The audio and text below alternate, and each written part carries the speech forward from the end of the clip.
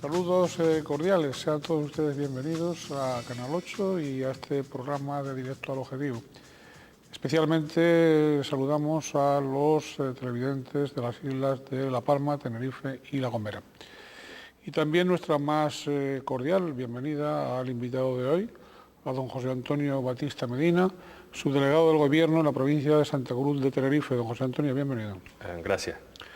Bien, es habitual que le recordemos a ustedes esas tres señas de identidad de Canal 8. Ustedes las conocen bien. Este es un canal con una línea editorial pluralista. No tenemos una tendencia hacia un solo partido, hacia una sola ideología. Tratamos de ser plurales como nuestra sociedad es plural, como la vida, que también es plural. Y evidentemente también otra señal de identidad es que Canal 8 está en cabeza, precisamente por esa pluralidad, en cabeza efectiva, no propagandística, efectiva, en el apoyo de todos ustedes, en la audiencia, entre las televisiones locales, tanto en la provincia de Santa Cruz de Tenerife como en el conjunto del archipiélago.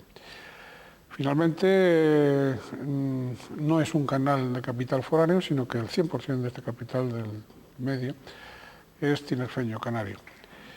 Vamos entonces, daremos algunas pinceladas sobre la personalidad profesional, humana, de don José Antonio y después pasaremos a esos temas relacionados con sus responsabilidades actuales y otras responsabilidades que también ha tenido hasta ahora.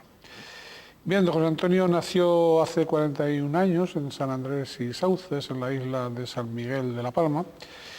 Y sus primeras vivencias de infancia ya tendríamos que encuadrarlas en la transición y en la democracia. No pertenece al régimen anterior, quiero decir, no ideológicamente, sino desde el punto de vista incluso de su vida, de su biografía. Oiga, don José Antonio, sus primeras vivencias de infancia, ¿usted tiene algún recuerdo infantil del régimen político anterior o no? ¿O todo aquello es...? Muy vagamente, sí recuerdo vagamente, por ejemplo, las Semanas Santas, ¿no? Lo dura que eran para un niño, ¿no? de esa época, una Semana Santa. Sí puedo recordar la programación que había en la televisión o lo que podía oír uno en la radio, música, normalmente música clásica, que te decían que no podías jugar, no podías salir prácticamente a la calle. Sí tengo esos recuerdos, ¿no? de ese momento histórico, evidentemente de cuestiones políticas no, pero de esa vivencia del día a día sí recuerdo. Sí, ¿y qué otras vivencias, digamos, recuerda usted en el marco de San Andrés y Sauces, en el marco incluso en sus primeras salidas de San Andrés pues hacia otros lugares de la isla de La Palma? Esas primeras vivencias que a veces quedan grabadas, otras veces no, pero de tipo social y de tipo humano y tal. ¿Usted tiene algún recuerdo de eso? Sí, hombre, yo principalmente mis vivencias son evidentemente en San Andrés y Sauces, ¿no? Allí pues transcurrió mi infancia y mi juventud y bueno, principalmente son de ahí. Después por otro tipo de razones pues tenía cierta vinculación con la banda, como dicen allá en La Palma, sea con el lado oeste de la isla y con los Llanos de Aridane, tanto por cuestiones familiares como por otro tipo de cuestiones, ¿no? Pues allí estuve yendo, recuerdo muchos y muchos años a un dentista muy conocido que había en los Llanos de Aridane, con lo cual cada 2 semanas o así tenía que ir a los Llanos y en aquella época pues la verdad que era toda una travesía, ¿no? Ir desde San Andrés y Sauces a los Llanos de Aridane, ¿no? Era toda una experiencia, todo digamos un viaje fatigoso, vaya. Sí, desde luego, sí, sí. Era desde luego larga la carretera y depende del curso del año, pues a veces es complicada circular, ¿no? Comunicación. Oiga, realmente la isla de San Miguel de La Palma, otras también, pero la isla de San Miguel de La Palma especialmente, ha sido muy comunicada desde el punto de vista de carreteras, de vías y tal, a partir sobre todo de los mandatos de un palmero ilustre, que no es de su partido, que es de API, o en origen de API, que es don Antonio Castro, ¿no? ¿Usted reconoce a don Antonio Castro una figura, digamos, palmera, que sí se ocupa de las carreteras, de tal? Después otros le han sustituido, claro. Sí, desde luego, yo creo que la labor que ha desarrollado él en ese ámbito ha sido importante. Luego no es una labor individual, no es una labor personal, porque evidentemente ahí está detrás el gobierno de Canarias y también ha estado, por supuesto, el gobierno de España financiando carreteras a través de los convenios y demás. Pero sí que es verdad que la isla de La Palma, al hilo de lo que me comentaba, sí que ha cambiado muchísimo las comunicaciones. Yo recuerdo pues, de mi infancia la carretera desde Santa Cruz de La Palma a San Andrés y Sauces, a Barlovento, al norte en general, que aproximadamente tiene la misma distancia que ahora, lo que pasa es que con una carretera mucho más tortuosa, llena de curvas, con barrancos, y podía ser desde San Andrés y Sauces a Santa Cruz de La Palma perfectamente 50 minutos. Yo incluso recuerdo de pequeño bajar en la guagua con mi madre y tener que hacer una parada en una ventita que había allí en Punta Llana, y se paraba la gente, se tomaba un café, desayunaban, fumaban un cigarro, lo que fuese, se montaban otra vez la guagua y seguía el trayecto. Era una cosa que hoy es impensable porque es un trayecto en coche puede ser media hora y en guagua puede ser 40 minutos o así, ¿no? Pero en esa época era una hora y pico. Sí, no, desde luego caben muchas anécdotas en el conjunto de las islas, ¿no? Sí, las paradas esas, tal. Esa incomunicación ha potenciado de alguna manera el individualismo en la forma de ser, o se ha traducido, o se ha plasmado después en el hecho de que una isla como la de San Miguel de la Palma pues que tenga 14 ayuntamientos, ¿no? 14 municipios. ¿O no? No sé, porque desde luego las condiciones ambientales o geográficas o espaciales pueden tener cierta influencia, ¿no? Y ahora ya voy a mi profesión, que soy antropólogo, pero desde luego yo no soy determinista ambiental, yo no creo que tampoco las cuestiones ambientales, hablando en términos generales, configuren, pueden condicionar, pueden marcar, pero desde luego no determinan. Entonces, desde luego puede haber razones históricas, sociales, culturales, etcétera, que pueden explicar pues, La Palma en sus aspectos políticos o sociales, por ejemplo, ¿no? Vamos con su formación profesional, con su profesión que decía usted. Usted a los 23 años, 1991, obtiene el título de licenciado en Filosofía y Ciencia de la Educación, especialidad en Filosofía. ¿Por qué esos estudios? ¿Había una inclinación o vocación, como otros dicen?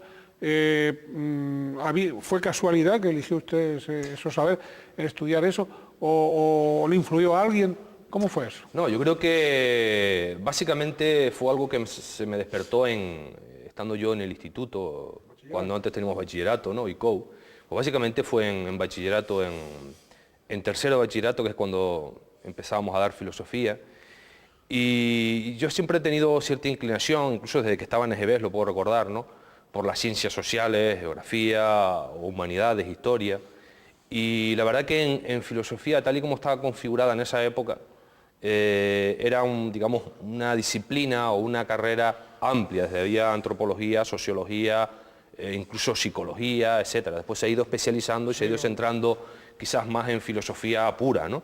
Pero en esos momentos tenía esa perspectiva amplia y la verdad que me atrajo por el conocimiento amplio que te daba y por tratar temas que me interesaban de distintas materias. En esos momentos aquí no había sociología, no había antropología y de algún modo era una disciplina que sí te permitía acercarte pues, a esas dimensiones del saber o del conocimiento, ¿no? Y de un poco me llamó la atención y me matriculé en filosofía y seguí. Lo que pasa es que ya en primero de filosofía me di cuenta que más que la filosofía o la historia de la filosofía me atraían más las ciencias sociales, como por ejemplo la antropología o la sociología. Sí. Bien, tenemos que decir que el señor Batista Medina, tanto en su tesina de grado sobresaliente de 1993 como en su tesis doctoral, acto cum laude por unanimidad, en 1997, obtiene en ambas, obtiene las máximas calificaciones y tienen que ver, corríjame, tanto una como otra con análisis socioeconómicos, ecológicos, etcétera, del sistema de irrigación comunal en los sauces, ¿no? Bien, la tesis, desde luego, de antropología social, abarca un periodo que comprende de 1900 a 1995, casi un siglo, ¿no? Sí, casi un siglo. Bien, ¿por qué elige usted ese tema de investigación? ¿A qué conclusiones llega y qué aportaciones ha realizado centrándolo, digamos, en esa localidad de San Andrés y Sauces y en un sistema concreto de irrigación? Sí, bueno, es un sistema concreto, pero no es un estudio, digamos, localista, no es una historia de, es un análisis de un sistema de riego en el que el agua es una propiedad colectiva, que es algo no muy frecuente en Canarias, donde es un bien privado regulado por el mercado. En el caso de San Andrés y Sauces hablamos de un bien colectivo, que está además adscrito a la tierra. De hecho, el título del libro que tiene como base la tesis es El agua de la tierra, una cosa que me decían mucho allí los campesinos. Y es un sistema que, por un lado, hay una propiedad colectiva que es el agua y hay, digamos, una gestión colectiva. Es decir, ahí no hay gerentes, bueno, ahora han nombrado creo que recientemente un gerente, pero bueno, que es de allí, pero que era yo creo que necesario, pero vamos, que en ese momento no hay ni gerentes ni nada, sino eran los propios agricultores los que gestionaban... ¿Gestionan ellos comúnmente en comunidad? Sí, sí, como puede haber en los sistemas valencianos del Levante español. Eso lo iba a plantear. Hay un presidente, hay un sindicato que es como el gobierno de la comunidad de regantes, e incluso hay un jurado de riegos que era el que conocía y de algún modo pues fallaba cuando había infracciones y demás. Como el Tribunal de las Aguas de Valencia. Por ejemplo, de hecho tiene como base la ley de 1879, esa comunidad, que la ley de 1879 tiene como base todo, digamos, el conocimiento y el bagaje, digamos, histórico de las aguas en España. Entonces, digamos que me atrajo ese tema. Yo recuerdo una asignatura que tenía en tercero con un profesor al que estimo muchísimo, que me impulsó, que es Alberto Galván Tudela, y teníamos una asignatura que se llamaba, que era de proyectos de investigación, métodos de investigación. Entonces, teníamos que desarrollar un proyecto de investigación, desde elegir el tema, la metodología, etcétera, ¿no? Entonces, bueno, empecé a preguntar, ¿tú dónde eres? ¿Tú dónde eres? Y tal. Entonces, recuerdo que dice, bueno, tú eres de La Palma. Bueno, él pensaba que era de los llanos y me nombró los gallos, las peleas de gallos. Y bueno, yo no soy de esa parte. En mi pueblo es muy importante el agua y tiene una importancia fundamental en su historia. Es prácticamente un elemento de identidad y demás, ¿no? Ya, dice, eso es muy interesante. Además, ya había cierta tradición en nuestro departamento de estudios de ese tipo. Él mismo, en la tesis que hace de Taganana, hay una parte que dedica a la agricultura y al agua.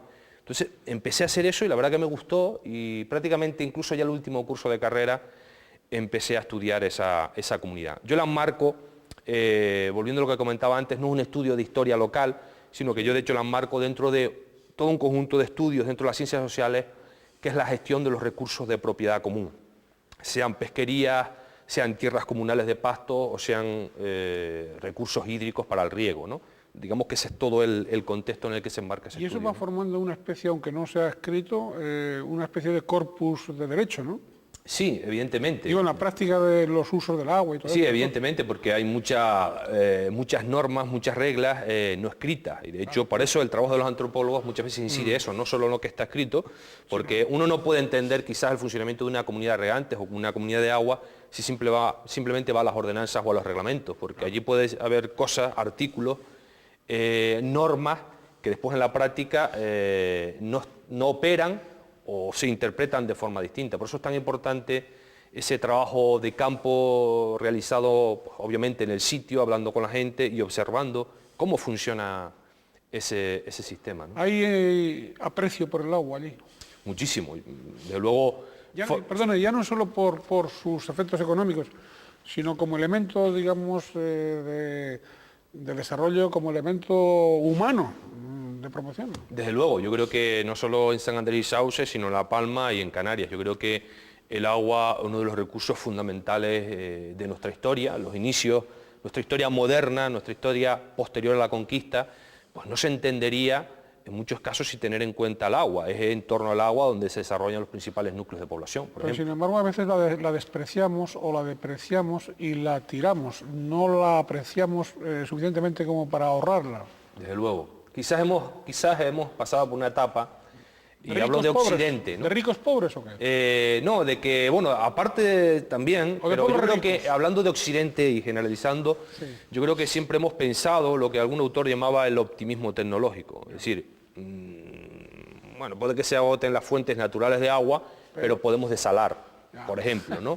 O se nos agota el combustible para el coche, pero ya nos inventaremos los motores eléctricos o los motores con no sé qué otro recurso. Entonces, quizás eso ha dado pie a comportamientos posiblemente no muy sostenibles, utilizando una terminología actual, y quizás hemos estado más preocupados por otras cosas que no por un uso o una gestión sostenible del agua. Hay quien habla de una nueva cultura del agua, que es mejorar la gestión, actuar sobre la demanda y quizás olvidarnos un poco más, no olvidarnos, pero quizás prestar menos atención a la oferta. Por ejemplo, en el caso de España, pasar de la época, ¿no?, rememorando, yendo a etapas anteriores, de los embalses, de hacer embalses, o pantanos, a una época en la que lo que se exige es una mejor gestión de los recursos disponibles.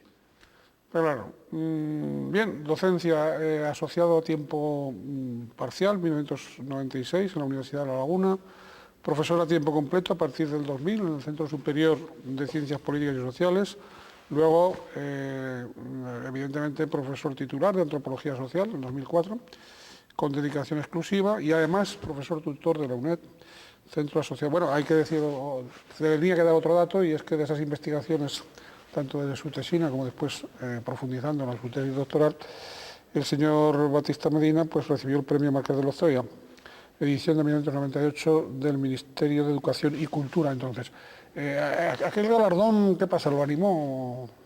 No, de hecho el que me animó fue mi tutor de la tesis doctoral, José Pascual Fernández, sí. Que él, de hecho, la había ganado años antes, pero con un estudio sobre la pesca en Canarias, la pesca artesanal, ¿no? Entonces él fue mi tutor durante la tesis doctoral, y él mismo, venga, presenta, yo no estaba muy confiado, y de hecho la presenté donde trabajo hoy. Tengo ese recuerdo de ir a la subdelegación del gobierno, cuando empezó a llamarse subdelegación, estamos hablando del año 98. Ya se llamaba subdelegación, sí, ya no era gobierno. Ya se llamaba subdelegación del gobierno, y es más, recuerdo que no era donde está el registro ahora, era en otra zona del edificio, y yo tengo esa imagen de ir allí a depositar el tocho aquel de los volúmenes que me exigían y rellenar la estancia, y bueno, pues la verdad que tuve la fortuna de ganar ese premio sin esperarlo, ¿no? Realmente, además, era un año especialmente complicado, porque en el 97 no sé qué problema hubo y no se convocó, con lo cual,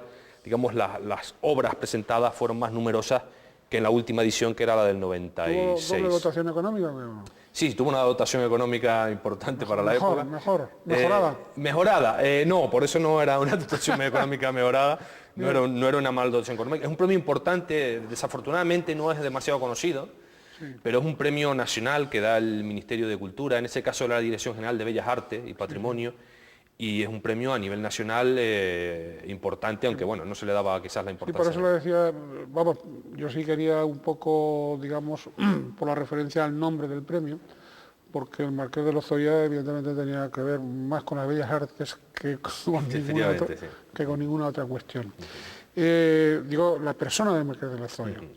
Bien, ¿cómo resumiría usted ese decenio amplio de docencia, en pocas palabras? ¿Qué le aportó desde el punto de vista humano, desde el punto de vista profesional? ¿La docencia realmente le caló, le llegó a calar o no? Sí, a mí me gusta mucho la docencia y la investigación. Yo creo que, aparte del contacto con los jóvenes, los chicos y las chicas que estudian en la universidad, no voy a decir ninguna carrera concreta, porque yo daba docencia, impartía docencia en varios centros. Aparte de ese contacto, que siempre es enriquecedor, pues te permite estar siempre estudiando. Para mí un profesor universitario, especialmente un profesor universitario, es un estudiante que ya ha pasado, ya tiene su carrera, su título o sus títulos, pero que evidentemente sigue estudiando. No recuerdo quién decía el otro día, en un acto en el que estuve, siento no recordar la persona a la que se lo oí, pero decía que un profesor estudiante es alguien que no quiere dejar la universidad, que no quiere dejar el mundo universitario, que no quiere dejar de ser estudiante universitario, en cierto modo, ¿no? Sí, yo diría que por responsabilidad social, incluso, el ser aprendiz, eterno aprendiz, perenne aprendiz, de cada uno de lo que sea, en mi caso es de periodismo, en el caso suyo es de antropología social, etc. El ser eterno aprendiz, perenne aprendiz, eso es al final es un privilegio, comprender eso cabalmente y aceptarlo. Bien, bueno, ¿a qué le suena a usted Bolonia en el siglo XXI? Aparte de haber acogido históricamente a la primera universidad europea, evidentemente, Bolonia. Bolonia, usted como profesor universitario. Bueno, a mí Bolonia, me empezó a sonar, por así decirlo, cuando yo dejé la universidad para entrar, digamos, en el mundo de la administración pública, pero Bolonia, desde luego, es un paso que hay que dar, es necesario.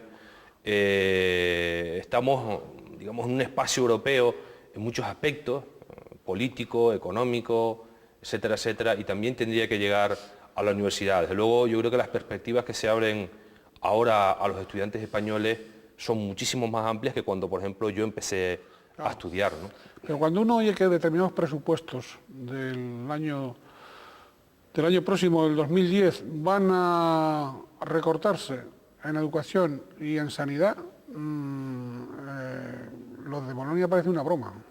Desde luego, y suena muy mal, Yo, el gobierno que yo represento, eso es una referencia a otro gobierno, siempre sigue poniendo el acento en las políticas sociales, donde está precisamente la educación y la sanidad, y de hecho sigue siendo en el presupuesto, que es un presupuesto de un momento de crisis, sigue siendo más de la mitad de la inversión que va a haber, del gasto que va a haber, o de lo que figura en ese presupuesto.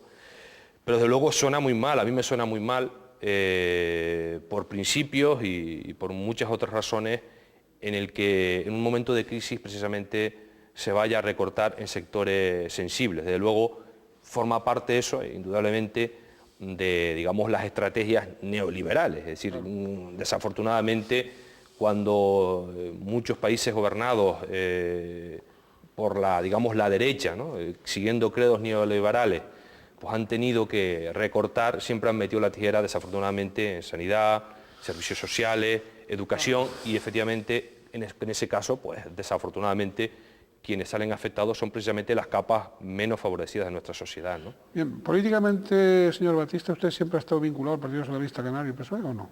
¿O tuvo alguna otra habilidad? No, formalmente es reciente, relativamente reciente, unos años hacia acá, pero ideológicamente ha sido de siempre. Yo nunca, desde que tengo conocimiento, o recuerdo, mejor dicho, siempre he votado. Para mí no es solo un derecho, debe ser un deber de todo ciudadano. Yo siempre lo he hecho. Yo he tenido que ir a correos cuando he estado aquí, y cuando digo que siempre he votado, incluido los referéndums, siempre he votado, y siempre además he votado por el Partido Socialista. Nunca he tenido en ese caso ninguna debilidad. Yo, como dije en mi toma de posesión en el año 2005, cuando accedía al puesto de director insular de la Administración General del Estado, dije pues, que yo era socialista de principios, ¿no? No formalmente, en ese momento no lo era, pero era socialista de principios, y siempre me he considerado socialista. Desde luego mis valores como persona son socialistas, al margen ya de partidos socialistas, sino como... Yo a mí también el ir a votar, no diré por qué opciones, pero el ir a votar siempre me ha atraído, y siempre he ido, entre otras cosas, probablemente por razones de edad. Por razones de edad no pude votar durante X años, y luego cuando he podido votar no me pierdo una. Pero no me pierdo una por valorar lo que es la posibilidad de votar. Entonces, desde luego, yo creo que alguien que tenga conocimiento de la historia reciente de España, pues sabe que antes no se podía votar, ¿no? Y yo creo que por eso, especialmente los españoles, debemos valorar más el ir a votar, el ejercer nuestro, digamos, deber como ciudadanos, ¿no? Sin embargo, da la impresión de que hay como un retraimiento por parte de la ciudadanía en ir a votar. En los últimos comicios se va viendo. Y hay algunos agoreros, o algunos especialistas, o algunos sabios que adivinan el porvenir, que manifiestan la misma tendencia de que la población va a dejar de votar, va a haber cada vez más abstención. ¿Por qué esa abstención? ¿Hay hartazgo de los aparatos de los partidos políticos? ¿Hay hartazgo del enfrentamiento entre los partidos políticos? Digo a nivel general, ¿o qué pasa? Hombre, yo creo que eso influye mucho. Quizás en nuestro país hay una pobre cultura política, ¿no? De lo que es la política, de lo que son los partidos, de lo que son las ideologías en general. Y si a eso le añadimos pues lo que está comentando, ¿no? Cualquiera que lea el periódico o vea un programa de televisión, un noticiario, y ve esas luchas entre partidos, todo ese, digamos, lado peor o más negativo de la política, la corrupción, las denuncias, etcétera, etcétera, hombre, pues puede llegar un momento que piense que, bueno, que todos son iguales, una expresión o una frase que he oído yo muchas veces, pero claro. Y de algún modo expresa ese hartazgo, ¿no? De la ciudadanía con la clase política. Para mí, la política, yo no la considero una profesión. Yo no voy a hablar en general, voy a hablar de mí, y para mí no es una profesión. Mi profesión es ser profesor universitario, yo soy antropólogo, y para mí esto es un servicio público. Yo soy un servidor público que está el tiempo que corresponda o que quiera la persona que me decir no, o que me apoyen en un momento dado, y después me dedicaré a otra cosa. Hay, desafortunadamente, y digo desafortunadamente, personas que se dedican profesionalmente a la política, que llevan toda la vida dedicada a la política. Que no tienen dónde ir tampoco. Exacto, que tampoco tienen dónde ir, y siempre en torno a eso empiezan a aparecer cosas un poco extrañas, ¿no? Y de hecho, en fin, yo explicaría algunas cosas en ese sentido, pero desde luego sí llamo a nuestra responsabilidad como ciudadanos en un país democrático, una democracia joven, es el poder que tenemos todos ejerciendo nuestro derecho y, repito, nuestro deber de votar, ¿no? Sí, sin duda, y además la democracia no es algo que viene de pronto y ya se queda. La democracia es algo dinámico, la democracia hay que ganarla cada día y la democracia no es estática. Por lo tanto, el que haya más o menos democracia, el que vivamos en más o en menos democracia, dependerá de nosotros mismos. Bien, don Antonio, usted casi políticamente, corríjame, pero sus primeros pasos políticos pues tienen relación con que usted es asesor, o fue asesor, de la Secretaría General del Partido Socialista Canario PSOE en su isla natal, en la isla de San Miguel de la Palma. Luego, a continuación, en 1905, el 4 de julio es usted nombrado director de Administración General del Estado en la isla de San Miguel de la Palma, en su propia isla. ¿Cómo recibió usted, digamos, el ofrecimiento, el encargo, la designación, la noticia? ¿Y qué ha representado para usted? ¿O qué representó para usted ese nombramiento? Fue una sorpresa agradable, por supuesto. Yo pues, estaba en la universidad, llevaba poquito tiempo disfrutando de mi titularidad, que a los que somos de la universidad, y usted lo sabe bien, parece que se abre una nueva etapa cuando uno ya logra la plaza.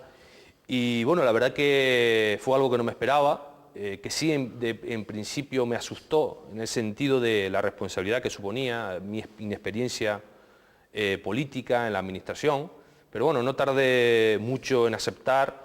Y bueno, al poquito tiempo de ese ofrecimiento estaba en La Palma. Y luego fue positivo en muchos aspectos. Por un lado, para mí fue una especie de reencuentro con la isla de mis orígenes, ¿no? Donde había estado prácticamente hasta los 18 años sin salir, ¿no?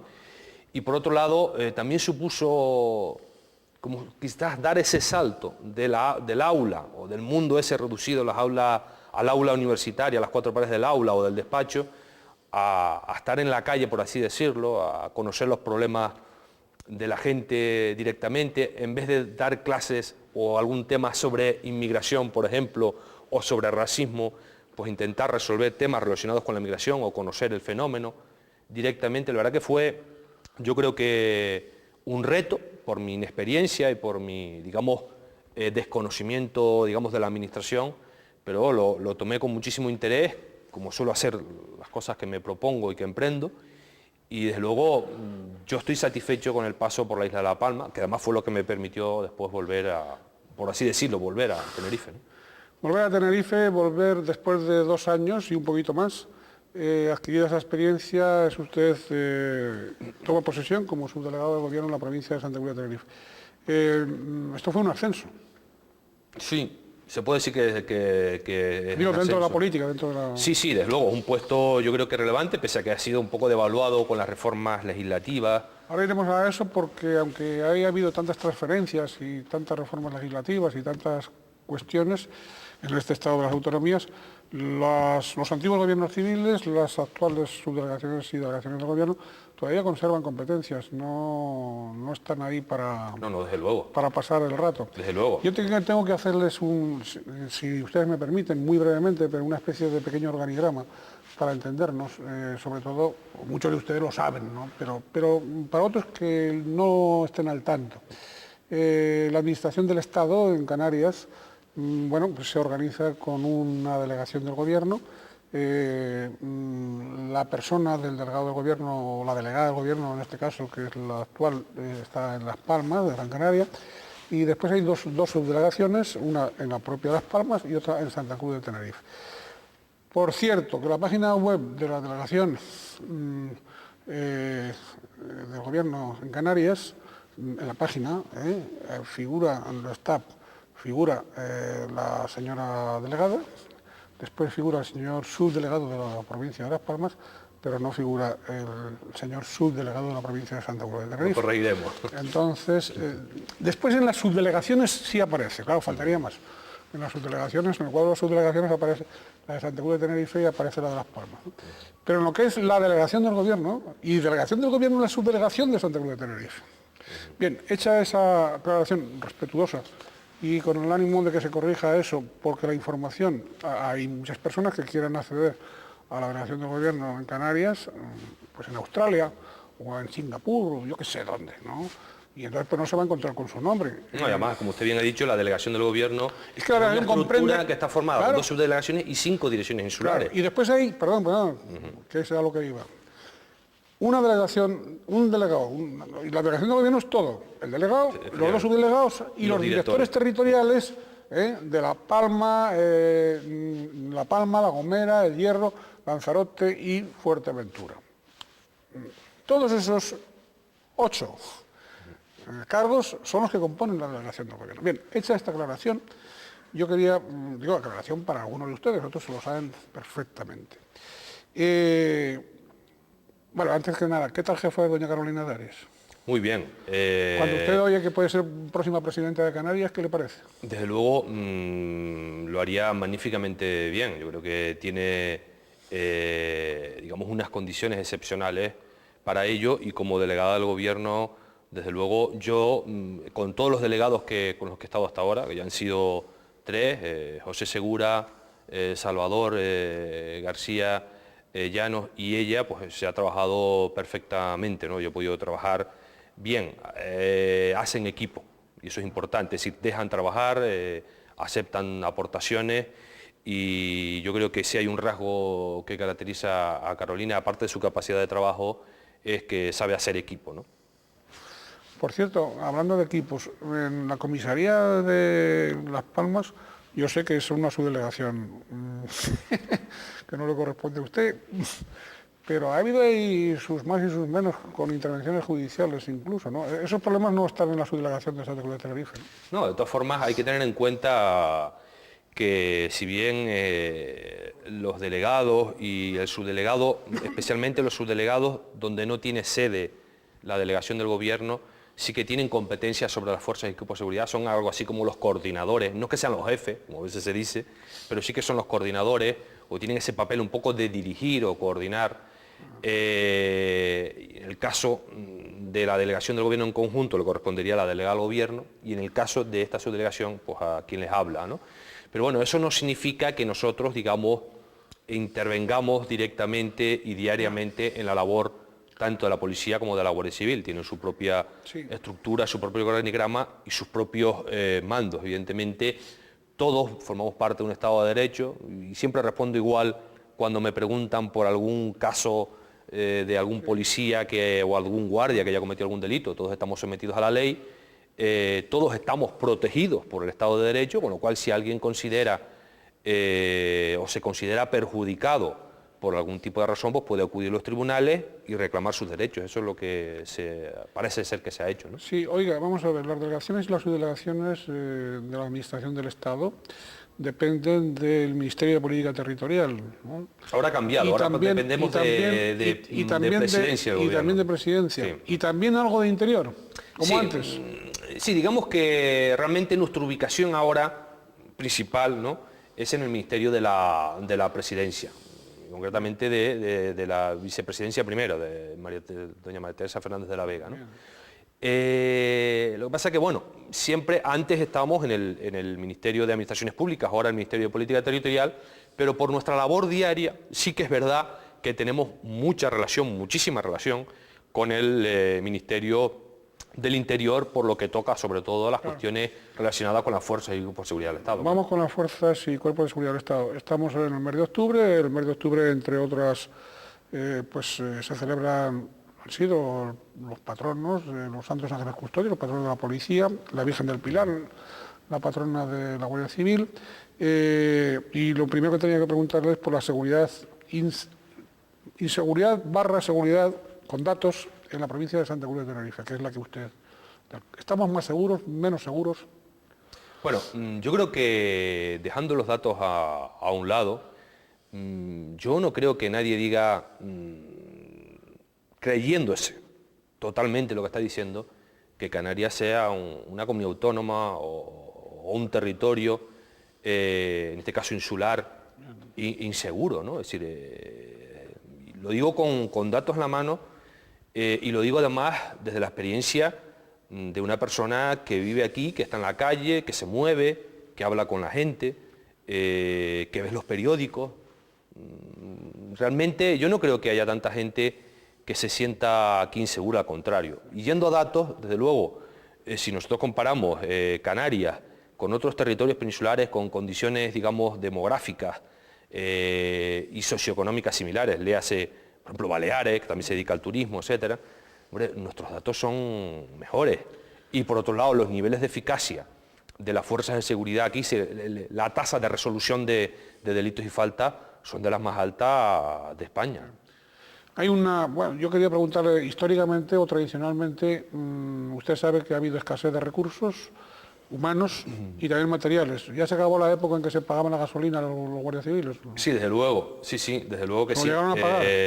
O alguna administración compraba motocicletas o cosas ¿Porque ha habido de Tenerife? Por ejemplo, no, incluso en La Palma. La Palma todavía hay algún puesto de la Guardia Civil con algún vehículo con el sello del Cabildo y la policía, por ejemplo, tiene alguna motocicleta con el sello del Cabildo. Afortunadamente esa época ha pasado, yo creo que desde el 2004 el Estado ha hecho una inversión fortísima, tanto para incrementar y mejorar el número de efectivos policiales, no solo en número, sino incluso en especialización, en grupos especializados. ¿Pero solo vienen a hacer prácticas, parece ser? No, bueno, a veces vienen a hacer prácticas y se queda. Yo, por ejemplo, la tengo reciente el dato de la Guardia Civil, de la Comandancia de Santa Cruz de Tenerife, y les puedo decir que datos de la semana pasada, guardias dedicados a seguridad ciudadana, el catálogo está al 95%. Si vamos a la comandancia completa, incluyendo mandos y especialidades, dígase de SEPRONA, intervención de armas, etcétera, estamos rozando, vamos, prácticamente el 90%. Y si además incluimos, como usted ha dicho, los guardias en prácticas que ocupan plazas mientras están y que hacen una labor en la calle, cuando alguien está en la calle, como yo digo, no sabe si es un guardia en práctica o no un guardia en práctica, es un guardia o un policía que está trabajando.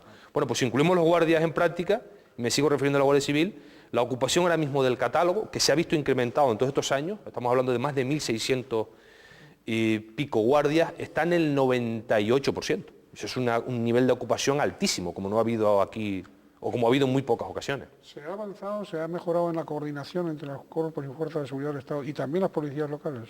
Sí, desde luego, yo creo que sí, eso es fundamental, es decir... ¿Usted sabe que antes hacían un poco la guerra por su cuenta? No, hombre, son cuerpos distintos, de distinta naturaleza. De distinta mentalidad a veces. A veces puede haber también algo de eso, de tradiciones históricas también distintas, pero desde luego trabajan perfectamente, coordinadamente, independientemente de algún detalle, pero vamos, son fuerzas y cuerpos de seguridad del Estado que además ahora mismo están integrados en una misma dirección general y desde luego la coordinación funciona y también funciona con las policías locales. Como yo digo, a un ciudadano lo que le interesa es que le resuelvan, si es el caso, un problema o ver presencia policial y al fin y al cabo no está pendiente de si está vestido de blanco y es Policía Nacional, si está vestido de verde o de azul de la policía local, ¿no? Aunque se han transferido muchísimas competencias a las comunidades autónomas, a la Comunidad Autónoma Canaria concretamente, todavía la Administración del Estado conserva, digamos, en Canarias y concretamente en la provincia de Santa Cruz de Tenerife competencias muy serias, ¿no? Y todo el tema de, corríjame, pero todo el tema de inmigración y de extranjería sigue correspondiendo. Por supuesto. ¿Y ahí cómo van las cosas? Yo creo que muy bien. Si vamos a la inmigración irregular, que es lo que suele copar las primeras páginas de los diarios y de muchos noticiarios, este año las últimas cifras que tenemos nos hablan de una reducción de algo más del 70%, o sea, ha sido una reducción espectacular. Eso no significa que, digamos, nos quedemos y nos ilustremos en esas cifras, porque hay que seguir trabajando. desde el momento que un cayuco o una embarcación salga de África es que hay un problema, pero un problema que tienen ellos, ¿no? Básicamente, ¿no? Y yo creo que en esa línea debemos seguir luchando. Yo creo que el Gobierno de España, que yo represento en la provincia, ha hecho su tarea en cuanto a la inmigración y concretamente en cuanto a la inmigración irregular, y los datos están ahí. Es verdad que la reducción de este año ha sido la mayor que hemos tenido en los últimos años, pero sí que es cierto que dejando a un lado ese 2006, terrible 2006, ¿no? En el resto de los años que ha estado gobernando el Partido Socialista ha habido siempre reducciones con respecto al año anterior, es decir, que no es algo que tiene que sorprender. Es verdad que lo que sí sorprende quizás es esa cifra, ¿no? Esa diferencia tan grande con respecto al año pasado, que repito, al margen de la crisis, que pueda tener su importancia, porque es un análisis que oigo mucho, pero que yo veo que tiene algunas fugas, algunas fracturas, porque evidentemente hay crisis, pero siguen llegando al sur de la península y masivamente, o al sur de Italia. Yo creo que digamos que estos datos son en gran medida pues el fruto de ese trabajo hecho durante años de lucha contra la inmigración irregular. Trabajo en varios frentes, Unión Europea, implicando a Unión Europea, cooperación con África, trabajo en la comunidad autónoma pues con métodos de vigilancia, etcétera, etcétera, ¿no? Señor Batista, ustedes tienen también una unidad contra la violencia de género, que eso es poco conocido. Efectivamente, es verdad, porque es una materia que está transferida y de la que se encarga pues, el Gobierno de Canarias. Pero ustedes también tienen que ver con él. Efectivamente, sí, nosotros tiene un papel de coordinador, básicamente con las fuerzas policiales, básicamente con la Guardia Civil, obviamente, y con el Cuerpo Nacional de Policía, pero hace un papel importante, es decir, hay una coordinadora en la delegación del Gobierno, la estructura es similar a la delegación, y después en cada una de las islas, las dos subdelegaciones, y en este caso, la subdelegación de Las Palmas ya tiene la coordinadora, en el resto de las islas hay una jefa de unidad, ¿no? Oiga, y en todo lo que es indemnizaciones, ayudas ante incendios, el Delta, etcétera, etcétera, a veces falta puntualidad en los pagos, ¿no? ¿Cómo están las cosas ahora? Digo, la provincia de Tenerife. Ahora mismo estamos, se está al corriente, de lo que ha habido en el pasado se está al corriente, ahí hubo una polémica un poco sin fundamento, en el sentido de que los datos que tenemos indican que se ha pagado todo y las solicitudes que no se atendieron eran porque no cumplían los requisitos, las condiciones. Ahora estamos en el triste intentando pues, sacar para adelante las ayudas al incendio de La Palma y se está trabajando en ello, ¿no? Puestos fronterizos, bueno, y aeropuertos, puertos y aeropuertos, eso sí que son de exclusiva competencia de ustedes. El aeropuerto de Los Rodeos ha sido siempre un clásico de falta de personal, de falta de medios, etcétera. ¿Todo eso se está de alguna manera progresando, ¿no? Sí, yo creo que ha habido un avance importante, como comentaba antes cuando me refería a la Guardia Civil, en el número de efectivos destinados a distintas funciones, a distintas tareas, tanto en labores de calle como en labores de investigación, grupos especializados que aquí no existían, dedicados, por ejemplo, a investigar digamos, delitos relacionados con el crimen organizado, delitos urbanísticos. Ahora mismo, el otro día, en el acto del Pilar, desfiló y estuvo presente por primera vez un grupo de reserva y seguridad, que es un grupo de intervención de la Guardia Civil, podría ser equivalente para que los televidentes lo entiendan a la Unidad de Intervención Policial, a la UIP, por la Guardia Civil. Hasta ahora siempre han venido, pero han venido de otras comunidades, y es un grupo que vamos a tener aquí, que no tiene una demarcación concreta, ahora mismo tiene sede en Los Rodeos, en la antigua terminal, en el futuro será en Candelaria, pero bueno, ahora tiene sede provisional allí, y es un grupo, digamos, que está donde sea requerido, en cualquier lugar del archipiélago, incluso de fuera del archipiélago, ¿no? Cita usted Candelaria y me viene a la cabeza la normativa de costas, las demarcaciones, los núcleos de población. ¿Ahí ustedes han tenido problemas? ¿Tienen problemas? Digo, para hacer cumplir. Nosotros no hemos tenido realmente problemas, es decir, otros consideran que hay problemas. Yo, en primer lugar, lo que comentaría es que la labor de costas no puede limitarse, porque es terriblemente injusto, no puede limitarse a, digamos, si me permite la expresión, llevar a cabo derribos en la costa. Es decir, la inversión multimillonaria que realiza la demarcación de costas en la provincia, costas en general en Canarias, es elevadísima, como decía, son inversiones multimillonarias que permiten mejorar los accesos al mar, acondicionar zonas de baño, nos permiten recorrer la costa por paseos magníficos, etcétera, etcétera. Hay multitud de actuaciones que desarrolla Costas, de las que nos beneficiamos todos, los que estamos aquí, los turistas, etcétera. Es cierto que en nuestra legislación la costa es pública, forma parte del dominio, cuando se hace los deslindes se establece lo que forma parte del dominio público marítimo o terrestre. En Canarias, más en unas islas que en otras, en esta provincia, especialmente en la isla de La Palma y en la isla de Tenerife, hay muchas ocupaciones ilegales de esa franja costera que corresponde a todos nosotros. Es decir, Costas, cuando actúa, lo hace para recuperar algo que es de todos nosotros. A todos nos gustaría tener algo al lado de la playa, ir un fin de semana o ir en vacaciones en Semana Santa, en el verano. Pero ese espacio corresponde a todos y nadie, por la vía de los hechos, se puede apropiar de él y prácticamente privatizarlo, ¿no? Señor Dista, ¿qué balance haría usted, muy apretado, de esos 2 años y pico de gestión como subdelegado del Gobierno? ¿Cómo lo resumiría? Yo lo resumiría que he trabajado por representar a la Administración General de Estado, al Gobierno de España en este caso, lo mejor que he podido, es decir, por un lado difundiendo la acción del Gobierno cuando me ha correspondido y por otro lado también defendiendo la acción del Gobierno cuando ha tocado hacerlo, ¿no? Y por otro lado, pues también he tratado de, dentro del marco estricto y estrecho a veces de la ley, pues de resolver los múltiples problemas que plantean los ciudadanos y ciudadanas a un subdelegado, ¿no? Se nos ha ido el tiempo, pero yo quería dejar de preguntarle que el Consejo de Ministros que ha habido, el Plan Canarias y las relaciones con la administración autonómica, las administraciones autonómicas y las locales, la administración local. ¿Son relaciones ahora mejores que hace un año? Desde el lado del Gobierno de España, esas relaciones siempre han sido, por así decirlo, buenas. Digamos que han sido otros los que se han empeñado en, digamos, difundir una idea o una imagen de confrontación que no ha existido ni tiene por qué existir, porque yo creo que el Gobierno de España, el Gobierno de Rodríguez Zapatero, se ha comprometido con Canarias desde el año 2004 y ese Consejo de Ministros celebrado la semana pasada, el viernes pasado, con ese plan Canarias, que supone nada más y nada menos que en 10 años 25.000 millones de euros, es, digamos, la muestra clarísima de ese compromiso del Gobierno de España con Canarias. Pero repito, no es algo del Consejo de Ministros del 9 de octubre, sino que es algo que viene ocurriendo desde el año 2004. Lo que sí es cierto que por las especiales circunstancias que vivimos ahora en Canarias, pues esa implicación del Gobierno de España ha sido mayor y aparece plasmada en ese plan Canarias. Don José Antonio, se nos ha ido el tiempo. ¿Usted desea agregar algo?